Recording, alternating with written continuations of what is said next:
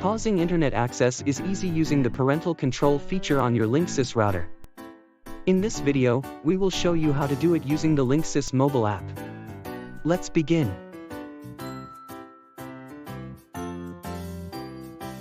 First, log into the Linksys Smart Wi-Fi mobile app. Next, tap on the menu icon on the upper left corner of the app. Now, tap on Parental Controls or Family Time. The Manage Your Kids screen will be displayed. Click on Control a device.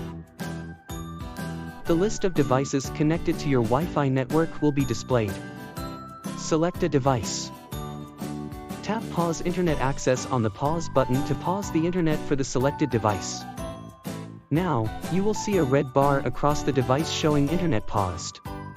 To resume access, just tap Resume Internet Access on the play button. Additionally, you can also choose other parental controls functionalities from this screen. Tap Schedule a pause to create a schedule to block internet access for the selected device at a certain time and day. Tap Block Specific Websites to restrict access to certain websites using the Parental Controls feature.